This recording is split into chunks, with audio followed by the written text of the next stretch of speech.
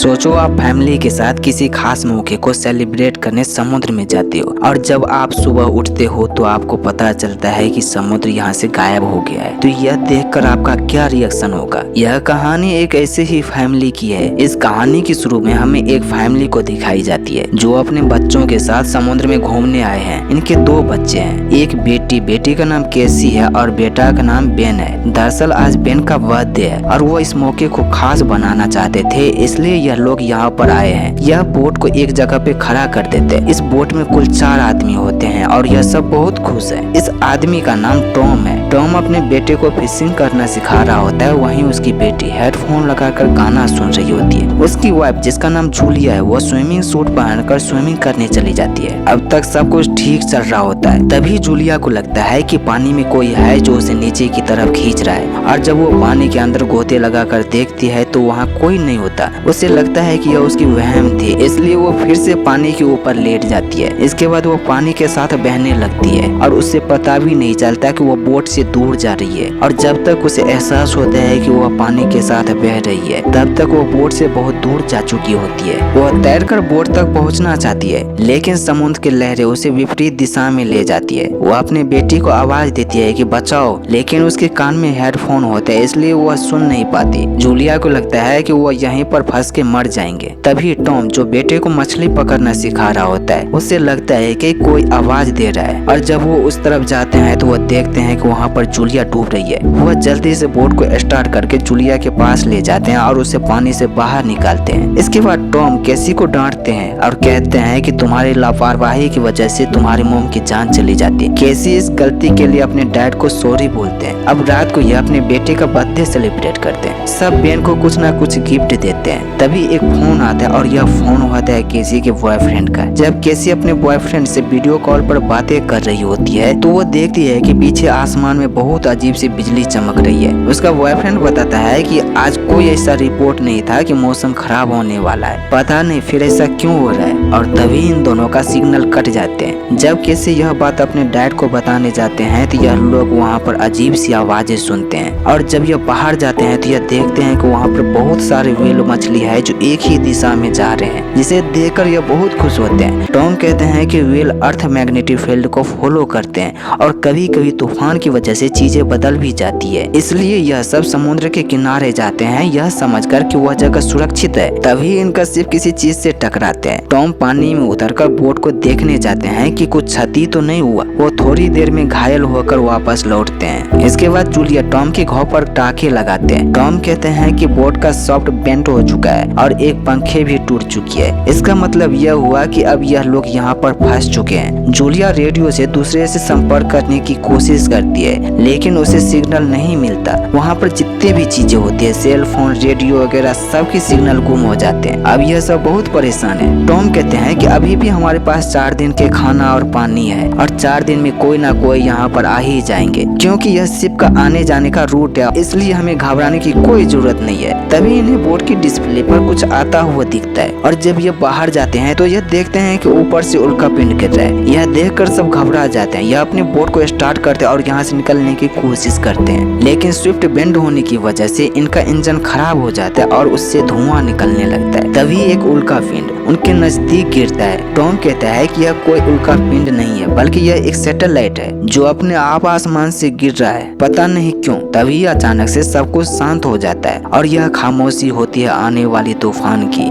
यह सब भाग कर नीचे जाते हैं और खिड़की दरवाजे बंद कर देते हैं, लेकिन तब तक तूफान आ जाती है और सब इधर उधर गिरने लगते हैं। जूलिया के नाक से खून बहने लगती है, वहीं उसकी बेटी कैसे उल्टी करने लगती है। अब ये किसी तरह से लाइफ सूट पहनते हैं और सुबह जब इन्हें होश आते हैं तो यह देखते हैं कि बोट कीचड़ से भरा है। बोट पर बहुत सारे मछली है और जब यह बाहर जाते हैं तो यह बाहर का नजारा देखकर दंग हो जाते हैं, क्योंकि समुद्र गायब हो चुका है। वहाँ बड़ी बड़ी चट्टानें होती है। इन्हें नहीं पता कि आखिर यहाँ पर हुआ क्या, समुद्र कहाँ गया। अब टॉम इसके बारे में पता करने की कोशिश करता है यहाँ पर क्या चल रहा है, और जब वो कंपास देखता है तो वह देखकर हैरान हो जाते हैं। वह कहता है कि यह कैसे हो सकता है, नॉर्थ वहाँ नहीं है जहाँ पर उसे होना चाहिए। नॉर्थ की तरफ साउथ दिखा रहा है और साउथ की तरफ नॉर्थ, जैसे पोल रिवर्स हो गया। जूलिया पूछती है क्या यह संभव है? टॉम कहता है पिछली बार यह घटना 7 लाख साल पहले हुआ था। इसका मतलब यह हुआ कि जहाँ पर धरती था वहाँ पर समुद्र है और जहाँ पर समुद्र था वहाँ पर धरती है। यह सुनकर केसी रोने लगती है, क्योंकि अगर यह बात सच है तो इसका मतलब यह हुआ कि समुद्र ने इंसानी दुनिया को खत्म कर दिया होगा। अगर ऐसा हुआ तो इसका मतलब यह है कि उसका बॉयफ्रेंड अब जिंदा नहीं है। अब यह रेडियो के जरिए दूसरे से मदद मांगने की कोशिश करते हैं। वहीं बेन हवा में गुब्बारे उड़ाते हैं ताकि कोई दूसरा सर्वाइवल बचा हो तो वो इस गुब्बारे को देखकर यहाँ तक पहुँच सके। आखिरकार टॉम का संपर्क सबमरीन में बैठे एक आदमी से होता है। टॉम पूछता है आपको पता है यहाँ पर क्या हो रहा है? वो आदमी बताता है कि पृथ्वी का मैग्नेटिक फील्ड बदल गया है और इसलिए सारा पानी धरती पे चला गया है जहाँ पर इंसान रहते हैं। वो आदमी कहता है कि यह तो होना ही था।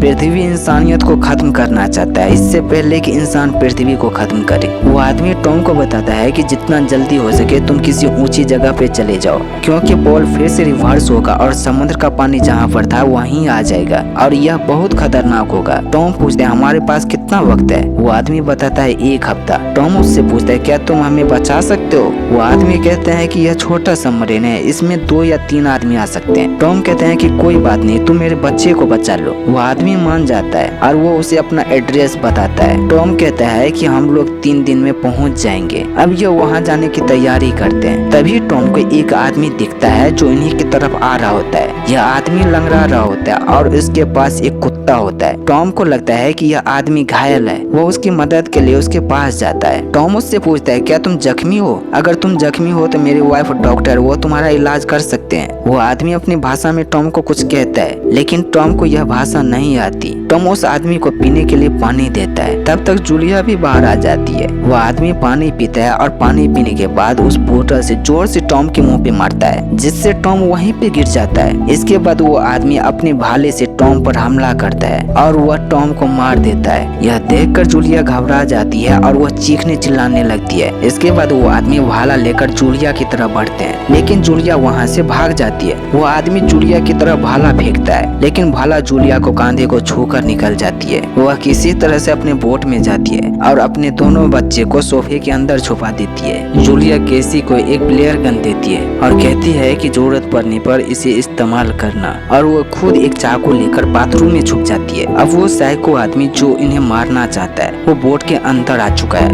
वो जूलिया को ढूंढ रहा होता है और वो उसे ढूंढते ढूंढते वॉशरूम में जाता है जहाँ पर जूलिया छुपी होती है, लेकिन वो आदमी देखता है कि वहाँ पर कोई नहीं है, क्योंकि जूलिया वहीं पर एक गैप होता है जिससे वो बाहर निकल जाती है। लेकिन तभी उस आदमी का कुत्ता जूलिया को देख लेती है और वो उस पर भौंकने लगती है, और जैसे ही कुत्ता जूलिया पे हमला करता है तो जूलिया अपने चाकू से उस कुत्ते को मार देती है। कुत्ते की भौंकने की आवाज सुनकर वो साइको किलर बाहर निकलता है और वो देखता है कि उसका कुत्ता मर चुका है। यह देखकर उसे बहुत दुख होता है। अब ये आदमी किसी भी हाल में जूलिया को मारना चाहता है। जूलिया फिर से बोट में आ जाती है, लेकिन तभी वो आदमी जूलिया के पीछे से हमला करता है और वो उसका गला दबाने लगता है। जूलिया की दम घुट रही होती है। वहीं पर केसी और बेन भी होता है जो सोफे में छुपा हुआ है। केसी जब देखती है कि उसकी माँ मरने वाली है तो केसी उस आदमी पर फ्लेयर गन चला देती है, जिससे वो आदमी वहीं पर गिर जाते हैं। अब होता क्या है कि फ्लेयर गन चलाने के बाद बोट में आग लग जाती है। इसके बाद ये तीनों किसी तरह से उस बोट से बाहर निकलते हैं। बोट में आग लगने की वजह से बोट फट जाते हैं। बेन जब बाहर देखता है कि उसके डैड अब इस दुनिया में नहीं रहे तो वो अपने डैड के बॉडी से लिपटकर बहुत रोते हैं। वो आदमी जो इन लोगों को मारना चाहता है वो अभी भी जिंदा है। जूलिया जब उस आदमी को देखती है तो वो अपने दोनों बच्चे को लेकर यहाँ से भागते हैं। अब यह भागते भागते थक जाते हैं, इसलिए यह चट्टानों के बीच में बैठकर आराम करने लगते हैं। केसी पानी पीती है और जूलिया उस जगह के बारे में पता करते हैं जहाँ उसे पहुँचना है। केसी बोलती है उस आदमी ने हमें बैलून की वजह से ढूंढा है। यह बात सुनकर बेन को दुख होता है। बेन को लगता है कि यह सब उसी की गलती है। अगर वो गुब्बारा नहीं उड़ाता तो वो आदमी उन तक नहीं पहुंचता और उसके डैड अभी जिंदा होते। जूलिया बेन को समझाते हैं कि इसमें तुम्हारा कोई गलती नहीं है, यह सब तुम्हारी वजह से नहीं हुआ है। थोड़ी देर आराम करने के बाद यह वहाँ से निकल जाते हैं। अब हमें उस आदमी को दिखाया जाता है जो अभी भी इन लोगों के पीछे पड़ा है। अब हम यहाँ पर देखते हैं कि समुद्र का पानी गायब हो जाने से यहाँ पर जितने भी मछली होते हैं वह सब मर चुके हैं। थोड़ी दूर आगे जाने पर इन्हें एक मरा हुआ शार्क मिलता है जिसके साथ बेन खेलने लगता है। तभी जूलिया देखती है कि वो आदमी अभी भी इनके पीछे पड़ा है। जूलिया अपने बच्चे को लेकर यहाँ से भागती है। यह सब भागते भागते एक ऐसी जगह पे पहुंच जाते हैं जहां पर बहुत ही खतरनाक रासायनिक पदार्थ होता है जो ड्रम में भरा हुआ है और वहां पर यूज किया हुआ बोतल भी होता है। यह देखकर हमें समझ में आता है कि हम प्रकृति का थोड़ा भी ख्याल नहीं रखते। जो प्राकृतिक हमें इतना सब कुछ देता है हम उन्हीं का विनाश करते हैं और प्रकृति कभी न कभी इसका बदला जरूर लेंगे। अब चलते चलते बैन की हालत खराब हो जाती है। उसे बहुत जोर से प्यास लगा होता है। जूलिया बैग से पानी की बोतल निकालता है तो वो देखती है कि उस बोतल में पानी तो है ही नहीं, सारा पानी गिर गया है। कैसी कहती है कि शायद मैंने इसे बंद करना भूल गया। जूलिया कहती है कि यह तुम कैसे कर सकते हो, अब हम लोग पानी के बिना कैसे रहेंगे। कैसी कहती है कि क्या फर्क पड़ता है, वैसे भी हम मरने वाले हैं, वो आदमी हमें मार देंगे जैसे उन्होंने डैड को मारा है। इस बात पर जूलिया और कैसी की बहस होने लगती है। अब ये फिर से आगे की सफर पे निकल पड़ते हैं। ये पहाड़ों से होते हुए एक ऐसी जगह पे पहुंचते हैं जहाँ पर इन्हें क्रैश किया हुआ हवाई जहाज दिखता है जो कि बरसों पहले क्रैश किया हुआ था। अब यह प्लान बनाते हैं कि यह रात में यहीं पर रुकेंगे और सुबह होने पे आगे की सफर तय करेंगे। यह तीनों उस जहाज के अंदर सो जाते हैं। अब आधी रात को कैसी को टॉयलेट आता है और वह टॉयलेट के लिए बाहर जाती है। कैसी जब बाहर होती है तो हमें दिखाया जाता है कि वो आदमी भी यहाँ पर पहुँच चुका है और वो जैसे ही कैसी को मारने के लिए आगे बढ़ते हैं तो पीछे से जूलिया चाकू से उस आदमी पे हमला करता है और उस आदमी को खत्म कर देते हैं। अगली सुबह जब यह लोग बाहर निकलते हैं तो यह देखते हैं कि उस आदमी की लाश वैसे नहीं है जैसे उसने रात में छोड़ा था। देखने से ऐसा लगता है जैसे किसी ने इसे नोच कर खाया हो और यह सब देखने से पता चलता है कि इस जगह पर बहुत ही खतरनाक जीव है, इसलिए वो यहाँ से जल्द निकलने की कोशिश करते हैं। अब चलते चलते प्यास की वजह से बेन की हालत बहुत ज्यादा खराब हो जाती है। उसे बहुत जोर से प्यास लगा होता है और तभी बेन को एक जगह पे पानी दिखता है और वो भागकर उस पानी के पास जाते हैं और उस पानी को पीने लगता है। जूलिया बेन को पानी पीने से रोकती है क्योंकि उसे पता है कि इस पानी को पीने से उसकी तबीयत और ज्यादा खराब हो जाएगी और यही होता है, बेन की तबीयत और खराब हो जाती है और इस हालत में यह आगे नहीं जा सकते, इसलिए यह यहीं पे रुक जाते हैं। लेकिन प्रॉब्लम यह है कि अभी बहुत धूप है और इन्हें धूप से बचने के लिए छांव की जरूरत है और इन्हें आसपास कहीं भी छांव नहीं दिखता। जूलिया देखती है कि वहाँ पर बहुत सारे कुर्सी है और वह उस कुर्सी के सहारे छांव में रहने की कुछ जुगाड़ करते हैं। इसके बाद जूलिया बेन को एक इंजेक्शन देता है और यह रात में वहीं पर रुकते हैं। अब सुबह होने वाली है। जूलिया को अचानक से कोई आवाज सुनाई देता है और जब वो बाहर निकल कर देखती है कि वहाँ पर क्या है तो उसे कुछ भी दिखाई नहीं देता और जब वो थोड़ी आगे और जाती है तो उसे बहुत सारे कीड़े की रेंगने की आवाजें सुनाई देती है और वह समझ जाती है कि यह वही कीड़ा है जिसे उस आदमी को खाया था। वो भागते हुए अपने बच्चों के पास जाते हैं और उन्हें उठाकर वहाँ से भागते हैं। यह भागते भागते एक कंटेनर शिप के पास पहुँचते हैं जहाँ पर पहले से ही 3 सर्वाइवल होते हैं जिसमें एक लेडी होती है। कीड़े अभी भी इनके पीछे है। लेडी कहती है कि हमें इनका मदद करना चाहिए, लेकिन बाकी जो 2 लोग होते हैं वो उनकी मदद नहीं करते हैं। यह तीनों एक कंटेनर में छुप जाते हैं और गेट को अंदर से बंद कर देते हैं। जूलिया बहुत रिक्वेस्ट करती है कि हमें भी अंदर आने दो, लेकिन यह लोग गेट नहीं खोलते। जूलिया बेन और केसी को किसी तरह से कंटेनर के ऊपर चढ़ा देते हैं और जब जूलिया खुद कंटेनर पर चढ़ने लगते हैं तो केकड़ा उनके पैर को घायल कर देते हैं, लेकिन जूलिया किसी तरह से उस कंटेनर के ऊपर चढ़ जाते हैं। वहीं जो 3 लोग कंटेनर के अंदर छुपे होते हैं उन तीनों को केकड़ा खा जाते हैं क्योंकि उस कंटेनर में एक गैप होता है और केकड़ा गैप से अंदर घुस जाते हैं और उन सबको खा जाते हैं। अब जूलिया का बहुत खून बहने की वजह से वो बेहोश हो जाती है और जब इन्हें होश आते हैं तो ये देखते हैं कि बेन और केसी वहाँ पर नहीं है। यह उस कंटेनर से नीचे उतरती है और वह वहीं पर जो आदमी मरा होता है उसका गन ले लेती है और ये अपने दोनों बच्चे को खोजने लगते हैं। तभी इन्हें बेन और केसी मिल जाते हैं। दरअसल यह दोनों मदद मांगने गए थे।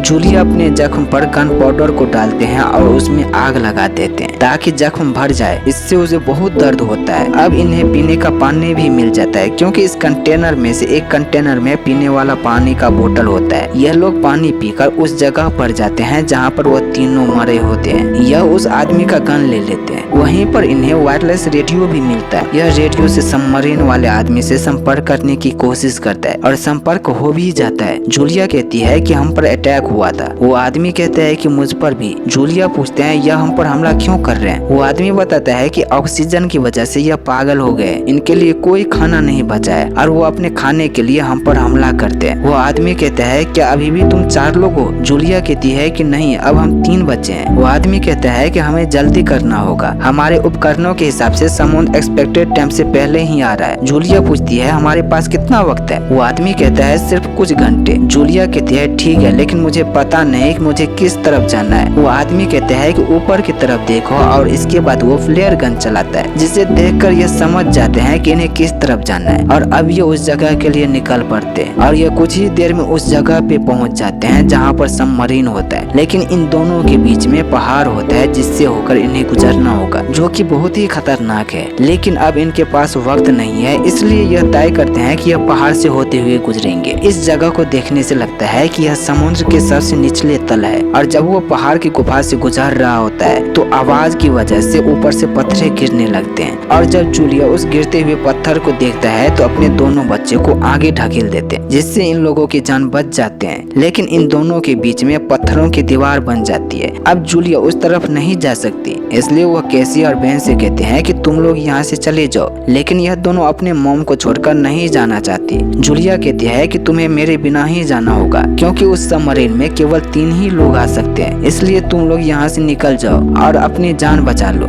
इसके बाद कैसी और बेन वहाँ से निकल जाते हैं और यह भागते हुए उस सबमरीन के पास पहुँचते हैं। लेकिन जब वो सबमरीन के पास पहुँचते हैं तो यह देखते हैं कि सबमरीन में जो पहले से ही आदमी होता है उसकी हालत बहुत ज्यादा खराब है, यानी कि वो अब मरने वाला है। वो आदमी बोलता है कि अब हमारे पास टाइम नहीं है, तुम दोनों यहाँ से निकल जाओ। तभी कैसी को एक आइडिया आता है। वह सोचती है कि अगर यह आदमी मरने वाला है तो इसके जगह पर वो अपने मॉम को ला सकता है, इसलिए वह भागकर उस जगह पे जाते हैं जहाँ पर उसकी मॉम होती है। अब हमें जूलिया को दिखाया जाता है जिस पर बहुत सारे केकरा हमला कर देते हैं। जूलिया उनके ऊपर अंधाधुंध गोलियां चलाते हैं, लेकिन अब उनकी गोलियां खत्म हो चुकी है। लेकिन तभी वहाँ पर कैसी आ जाती है और वो अपनी मॉम को वहाँ से निकाल लेती है। अब यह भागते हुए सबमरीन के पास जाते हैं। समुद्री केकड़ा अब भी इनके पीछे पड़ा है। यह लोग किसी तरह से सबमरीन के अंदर चले जाते हैं और ढक्कन को बंद कर देता है। केकड़ा सबमरीन के शीशे पे हमला करते हैं, लेकिन तभी इन्हें समुद्र की लहरें दिखाई देते हैं जो कि बहुत ऊंची होती है, यानी कि समुद्र का पानी अब वापस आ रहा है। यह लोग जल्दी से अपनी जगह पे बैठ जाते हैं और अपना सेफ्टी बेल्ट लगा लेते हैं। समुद्र का पानी जैसे ही सबमरीन से टकराता है, सबमरीन पूरी तरह से हिलने लगता है। जूलिया को लगता है कि अब वो नहीं बचेंगे। उसकी आंखों के सामने वो सारी घटनाएं आ जाती है जो अब तक घटी थी। इसके बाद जूलिया बेहोश हो जाती है। जब इन्हें होश आता है तो यह बाहर निकल कर देखते हैं। यह लोग एक शहर के पास पहुंच गए होते हैं जो कि समुद्र की वजह से पूरी तरह से खत्म हो चुका है और इसी के साथ यह कहानी यहीं पे खत्म हो जाती है।